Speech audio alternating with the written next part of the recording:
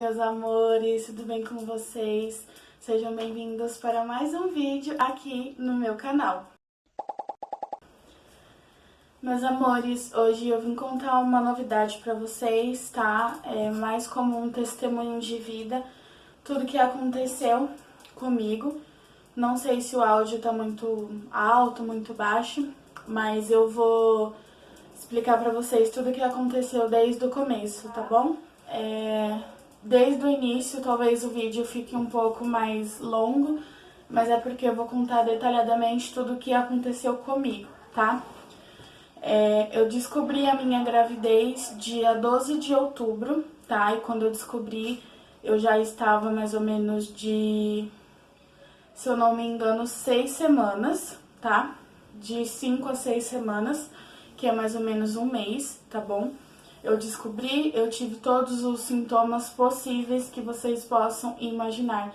Tive enjoo, tive pressão baixa, inchaço nas pernas, os meus seios doíam muito, tá? E isso aconteceu comigo. E eu descobri, contei pra minha família, foi a maior alegria que eu já tive, a melhor notícia que eu já tive em toda a minha vida. E aí eu corri pra marcar os pré-natais, pra correr com o médico, porque quem é gravidinha sabe que a gente mais vive em médico fazendo exames do que em casa, né? Até porque é super necessário. E aí eu comecei a correr com os médicos, só que eu não tenho convênio. Então eu dependia muito do SUS, e para quem é dependente do SUS sabe como que é demorado os processos medicamentosos, né? Tanto de consulta quanto exames, tomar medicamentos, etc. Fiz o exame beta-HCG, né, no posto, colhi os exames normalmente, né? Fiz o primeiro pré-natal, que ela me examinou, o meu peso, a minha altura, e colocou o exame do cardio na minha barriga, né? Porém, a gente não escutou nada. Mas como era bem pequenininho, não era assim provável que nós iríamos ouvir o batimento do bebezinho, até porque ele é do tamanho de um grãozinho de arroz, né? Aí, tranquilo. Passou umas semanas, mais ou menos umas 3 semanas, né? Eu lembro que quando tudo aconteceu, eu estava de 9 semanas, tá? E quando eu passei para 7 semanas, estava tudo bem, 8 semanas, tudo bem. Quando eu estava se aproximando da 9ª semana, eu não vou lembrar a data de números, tá bom? Porque até porque eu não queria lembrar, né? Hoje eu tô vindo contar pra vocês porque eu me sinto confortável. E também muitas pessoas me perguntaram por que eu não postei mais vídeo, né? E assim como eu compartilho alegrias, eu também quero compartilhar uma coisa que aconteceu comigo. Porque assim como eu fui pesquisar para poder saber mais sobre o que aconteceu. E quanto mais informação, melhor, né? Nos ajuda psicologicamente, mentalmente. É bom, quanto mais informação, melhor. E aí, quando eu estava de 8 semanas, eu comecei a sentir umas dores na barriga, que era como se fosse cólica, mas uma cólica bem imperceptível, quase que eu não sentia, era só assim, se eu parasse, sentasse e falava, nossa, tipo, tô com cólica, né? E aí não aconteceu nada, fui fazer o xixi super tranquilo. E quando foi à noite, isso foi numa terça-feira, eu fui me limpar e eu percebi que tinha uma corzinha diferente ali no papel. Quando eu fui ver, era como se fosse um corrimentinho rosa, né? E eu já fiquei meio atenta. Só que assim, a gente, quando nós estamos grávidas, como diz a minha médica, a minha obstetra, ela sempre fala que nós temos que estar atento a cada sinal que o nosso corpo dá, tanto bom quanto ruim, né? E aí eu fiquei em observação. Fiquei em observação em casa, fiquei, colocando a lógica da perceptiva, se eu ia ver que ia acontecer mais alguma coisa, mas eu estava sem dor, sem nada. Aí passou terça, quarta e quinta, e esse corrimentinho vinha, mas também uma coisa bem imperceptível. Quando foi na sexta-feira, eu comecei a sentir umas dores mais fortes, né? De cólica forte, como se fosse para menstruar. Só que a todo tempo eu estava em observação, eu não fazia xixi toda hora e a mesma coisa. Porém, eu estava com dores muito fortes, assim, não ao ponto de eu não conseguir aguentar, né? Mal sabia eu que eu iria sentir dores mais fortes. E aí, eu comecei a sentir cólicas bem fortes, tá? E sempre dava no período da tarde pra noite. E eu comecei a observar, e aí começou a vir um fluxo de sangue, porém sem fluxo, né? Começou a vir um rastrinho ali de sangue, mas sem fluxo. E aí da sexta pro sábado, foi aí que o bicho pegou. Comecei a sentir muitas dores mesmo. E aí meu marido chegou do trabalho no sábado, e aí quando eu fui fazer xixi, eu já tava com um fluxo de sangue mesmo, tipo menstruação, sem coágulo, sem nada. E aí meu marido falou, amor, vamos no médico, né? E aí a gente pegou e fomos no médico, no pronto-socorro maternidade, né? E aí a gente chegou lá super tarde, era quase 9 horas da noite. E aí eu passei com o obstetra, eu fiz um transvaginal e fiz os exames, né, que eu vou explicar pra vocês. Passei com 2 obstetras, tá bom? Fiz 2 exames de toque.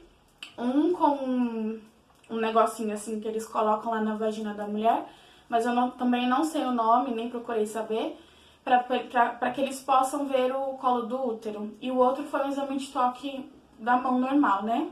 E estava tudo normal, colo do útero super fechadinho, realmente tinha um sangramento, o médico disse, porém era um sangramento sem fluxo, né? Ele era um sangramento que ele estava retido, era um sangramento como se fosse um sanguinho parado, né? Então eu fiquei um pouco mais calma, porém eu estava com muita cólica.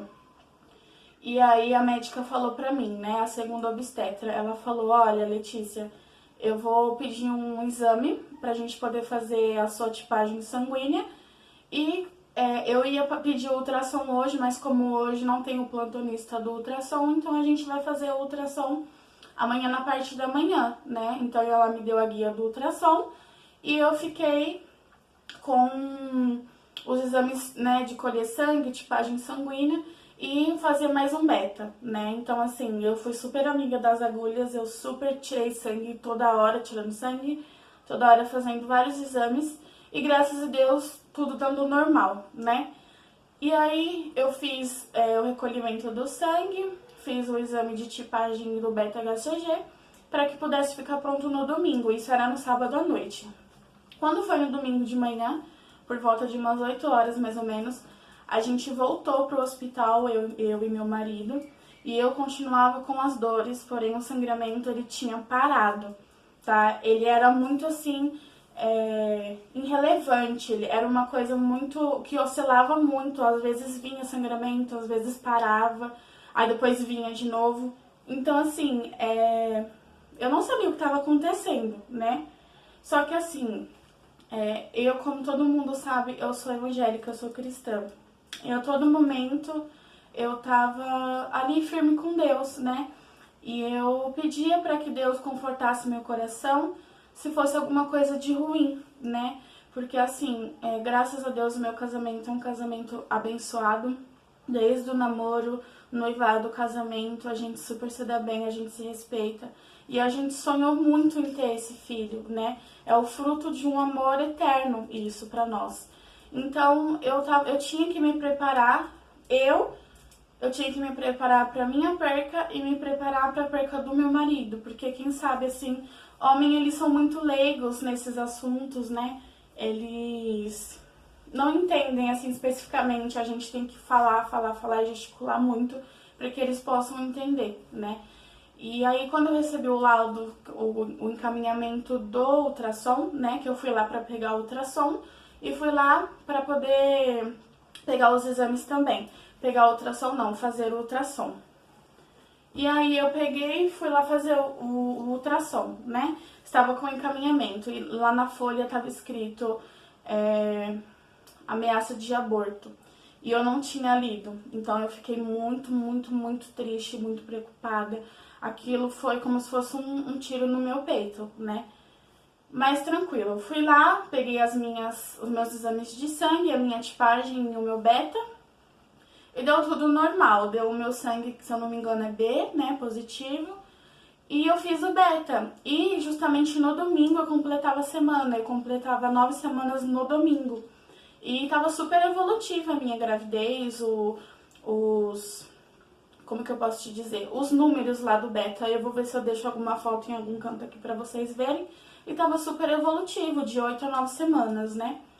E a médica falou, olha, tá tudo normal, né? O seu beta tá evoluindo de acordo com a sua semana gestacional e tudo mais. E aí eu peguei e fiquei muito tranquila, né? Só que ao mesmo tempo eu ficava com aquela pulguinha na orelha, pensando, meu Deus, né? Tudo que não é pra acontecer numa gravidez tá acontecendo comigo. E eu fiquei muito preocupada mesmo. E tudo que não era pra acontecer numa gravidez estava acontecendo comigo. Então eu tava assim me perguntando por quê, né? E a médica super gente boa, pessoal. Eu não tenho que reclamar do SUS, sabe? Tem muita gente que fala muito mal. Graças a Deus, Deus colocou pessoas incríveis no meu caminho, tá? Eu não sofri, todas as notícias que foram dadas pra mim foram todas com cautela, sabe? Tem muito médico, muitas pessoas que eu escuto falar, tem muito médico ignorante, médico que não quer saber, porque eles estão acostumados lidando com isso todos os dias, há anos, então pra eles é indiferente, né? Mas às vezes eles esquecem que nós mães, né, nós temos sentimentos quando coisas ruins e coisas boas acontecem. E aí eu peguei e recebi a notícia lá da médica que tava tudo normal, né? Aí ela falou, olha, eu vou te encaminhar pro ultrassom e lá a gente vai ver de onde que tá vindo esse sangramentinho, tá bom? Qualquer coisa a gente te dá uma injeção abortiva, né, pra que segure o seu bebê, a gente te dá um antibiótico e aí a gente vai fazendo o acompanhamento. Então eu fiquei super tranquila. E aí eles me colocaram na ala das grávidas, né? E tinha mulheres em trabalho de parto, mulheres tomando medicamento, fazendo exames, colhendo sangue, etc. E eu só tava o meu corpo ali, porque eu estava totalmente em órbita. Eu não conseguia raciocinar, eu não conseguia pensar, eu só queria sair dali logo e ter uma notícia boa para que acalmasse o meu coração, né? E aí quando eu fui ver a médica colhendo o sangue pra mim, porque quem não sabe, a gente o tempo todo tem que ficar colhendo sangue, fazendo exames de Covid e tudo mais. Eu estava aguardando para poder fazer o meu transvaginal, né, nessa ala das grávidas, porque era um corredor enorme. E aí eu fui a última, né, como sempre. E quando o médico me chamou lá, super gente boa, o médico novinho, né, super gente boa, super cauteloso, e aí ele viu provavelmente o meu laudo lá que eu estava com sangramento, e ele perguntou pra mim se eu sentia dores, como é que tava o meu diagnóstico, eu em casa, né, e eu falei, eu senti algumas dores, mas foram momentâneas. E aí ele falou, olha, pode deitar lá na maca e a gente vai começar o ultrassom, tá bom? Aí ele pegou, me deitou lá na maca e começou a fazer o ultrassom. Só que eu estava tão cega, assim, que eu só queria ter uma notícia boa, que eu não conseguia prestar atenção em nada. Eu tava com a cabeça totalmente desligada. E aí ele colocou o aparelho lá na minha vagina e ele ficou quieto, né? E eu olhava lá pra tela e via somente um borrãozinho preto. Também vou ver se eu consigo colocar a foto aqui na tela pra vocês verem. E aí teve uma hora que ele mexeu, que parecia que tinha alguma coisa, só que, né, claro, eles são estudados, anos e anos de faculdade, né, eu sou leiga pra poder falar se eu vi ou não vi alguma coisa, mas, ou também se era coisa da minha cabeça. E aí eu falei, cadê o bebezinho? Aí ele ficou quieto, aí ele falou assim, olha, não tem bebê. Aí eu fiquei assim, anestesiada, eu não consegui expressar nenhum tipo de reação, fiquei totalmente fora de si, né? Aí ele falou, mas eu vou encaminhar o seu laudo para sua obstetra e ela vai te chamar e vai conversar com você melhor. E eu fiquei totalmente assim, né, desorientada, porque o meu marido lá fora me esperando, a gente chegou lá, era 9 horas da manhã, a gente foi sair de lá, era 3 horas da tarde, tá? E como tá esses negócios de epidemia, e eles não podiam deixar entrar acompanhante, então eu passei tudo isso sozinha, né? E eu fiquei desolada, eu saí de lá da sala do ultrassom, e eu sentei lá na recepção para poder esperar a minha obstetra me chamar. E eu não sabia que reação que era para mim ter. Eu fiquei orando e, né, perguntando para Deus por que isso estava acontecendo comigo, né? E dá uma coisa na nossa cabeça de revolta, de a gente se perguntar por que isso acontece com a gente. Porque tem pessoas que engravidam, pessoas que fazem de tudo para tirar, pessoas que jogam criança no lixo como se fosse um objeto, e a gente que almejava tanto ter esse filho, isso estava acontecendo com a gente. E lembrando, hoje eu consigo falar, já tem mais de 2 meses que isso aconteceu, tá? Aconteceu em outubro e eu estou em dezembro. Então eu me sinto preparada para poder falar, né? Não é uma coisa assim que eu chore hoje em dia, mas eu ainda fico muito triste de lembrar, né? Continuando. E aí eu tinha que pensar como que eu ia falar aquela notícia para minha família, falar essa notícia para o meu marido, né? Então eu tinha que ser forte por todos. E aí eu fiquei mais ou menos uns 20 minutos esperando a obstetra me chamar, e ela me chamou. E aí ela me pediu para sentar, estava com todos os meus laudos na mão, né? E ela me explicou desta forma: Letícia, você tá com uma gravidez anembrionária, que eu vou explicar para você o que é. E depois eu fui pesquisar sobre, né? Porque igual eu falei com meu marido, né, depois que eu dei a notícia pra ele, a gente não pesquisa as coisas, a gente não se liga nas coisas quando não é com a gente, né? E quando a gente vê e para pra pensar e observar, é uma coisa muito comum, né? Mas eu vou chegar nessa parte. E aí a médica falou pra mim assim, que eu estava com uma gravidez anembrionária, que ela é chamada também de ovo cego, né? Ela explicou por que eu tive todos os sintomas, né? Explicou como que isso ocorre. Isso é para vocês verem a preocupação da médica, né? Porque eu ficava fixa, com o olhar fixo, eu não conseguia expressar reação nenhuma, né? E ela falou pra mim que quando tem o espermatozoide e o óvulo e eles se juntam, um deles não é compatível, pode ser ou o óvulo ou o espermatozoide, né? Mas explicou também que isso é muito comum, 25% das gestantes passam por isso, alguma coisa assim, essa porcentagem eu não me lembro especificamente, mas também, né, vocês pesquisem para poder saber, assim como eu fiz. E ela falou que isso não é normal, mas é muito comum acontecer, que especificamente acontece na primeira gestação, né? E que isso acontece só uma única vez na vida de uma mulher, de ter esse erro assim genético, né? Da transição do espermatozoide com o óvulo.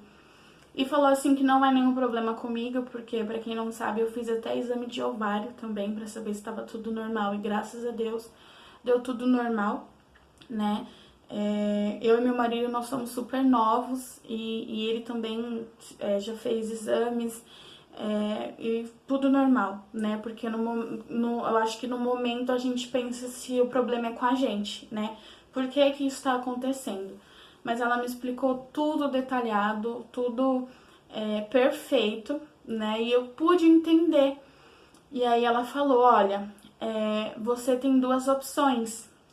Ou você pode ir para sua casa e expelir o seu saquinho gestacional, ou você espera mais ou menos de 2 a 3 semanas para ver se você expele. Se você não expelir, se o corpo não expelir, você pode voltar aqui pra gente poder fazer a curetagem, que era o que eu não queria, né? Eu não queria mais nenhum meio invasivo da medicina em mim. E ela falou assim também que eu tive todos os sintomas, porque assim, o meu corpo, né, o corpo da mulher em si, ele já sabe que a gente está pronta para poder gerar. Então é por isso que eu fiz o saquinho gestacional, o meu corpo ele fez, né? Como ela usou esse termo, só a casinha do bebê. Então, por isso que eu estava com sangramento, porque o meu corpo já entendeu que não tinha feto, não tinha embrião. Então, por isso que eu estava com sangramento. O meu corpo ele estava em processo abortivo mesmo do meu saco gestacional. Se eu não me engano, a medição dele era acho que de 5 milímetros ou 5 centímetros, mas eu acho que é 5 centímetros, tá? E ela falou assim que isso era um bom sinal, porque tem muitas mulheres que passam por isso, né? E não conseguem expelir em casa, o corpo não dá índices e nem sinais abortivos. E eu já tava com sinal de aborto, né? Já estava com sangramento, com dores. E aí foi isso, pessoal. E aí eu saí de lá da sala, né, com a guia da médica na mão, todos os meus exames, todos os resultados, e chegou a hora de falar pro meu esposo, né, e aí eu contei pra ele ficou super mal. Não vou especificar muito, porque é óbvio que vocês já sabem a reação que é. E graças a Deus eu consegui expelir isso em casa, não precisei intervir com nenhum meio médico, que era o que eu tava pedindo muito pra Deus, né? Diante de todas as coisas que eu já passei, eu falei basta de medicamentos, agulhas e isso e aquilo, né? E aí isso foi tudo no domingo.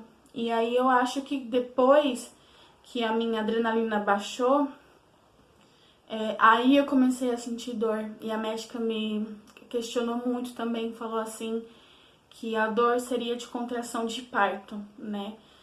Claro, nem chega aos pés, né? Mas provavelmente eu senti pequenas contrações. Até porque eu não sei como que é uma contração de verdade, porque eu nunca tive filho. E aí, quando foi no domingo, de domingo para segunda, eu não dormi a noite inteira de dores fortes e começou a sair coágulos, começou a sair bastante sanguinho, sabe? E era o que eu tava pedindo pra Deus, né? Diante de tudo, eu tava pedindo muito isso pra Deus, pra que isso saísse e que eu conseguisse fazer tudo em casa. Então, meus amores, e aí foi isso. Eu tive uma gravidez anembrionária, né? Tive que passar por essa situação. Só concluindo o que a médica tinha me dito também, ela falou que a chance da minha próxima gravidez ser uma gravidez totalmente normal é assim que de 100%, tá? Porque ela disse assim que isso não é normal, mas é comum acontecer. Pelo menos uma vez na vida uma mulher está sujeita a passar por isso, né? E eu fiz exames até de ovários para saber se estava tudo normal e graças a Deus. E é isso, meus amores. Eu tentei ser o mais breve possível para explicar para vocês o porquê que eu não estava postando o vídeo, tá? Eu agora me sinto preparada para poder falar sobre o assunto e contar para vocês que me acompanham que infelizmente eu tive que passar por essa situação. Claro que se a gente pudesse escolher entre ter só momentos bons, a gente obviamente optaria por isso. E o que me deixou muito tranquila é saber que não existia o bebê, né? Eu não perdi um filho. Eu digo assim que eu fiquei muito triste pela expectativa. É muito ruim quando a gente planeja algo e não dá certo, né? A gente fica com um sentimento de frustração e não é muito bom. E não é nenhum problema comigo, nem com meu esposo, é uma coisa que tinha que acontecer, né? Eu creio muito na vontade de Deus, que Deus, a vontade dele é boa, perfeita e agradável, e se o Senhor Jesus permitiu que fosse assim, amém. E E eu creio muito que Deus sabe o melhor para todos nós, sendo bom ou sendo ruim. De tudo nós temos que tirar um aprendizado. A médica me liberou para daqui 3 ciclos eu já posso começar a tentar de novo, mas não tem um mês específico que isso vai acontecer, até porque eu tô respeitando o meu momento, né? E é isso, meus amores, eu tentei ser o mais breve, o mais rápida possível, tá bom? Expliquei assim meio por cima pra vocês conseguirem entender o que aconteceu e por que que eu fiquei sem postar vídeo tanto tempo. E pra você que tá chegando agora com esse vídeo, eu vou pedir pra você se inscrever, tá bom? Que você venha fazer parte dessa família linda, que você possa compartilhar momentos bons comigo também. Deixa seu comentário aqui embaixo. Vou ficar muito feliz de ler o comentário de vocês. Eu gosto muito de interagir com vocês. Não tenho rede social, mas como eu disse sempre, eu trabalho com o celular.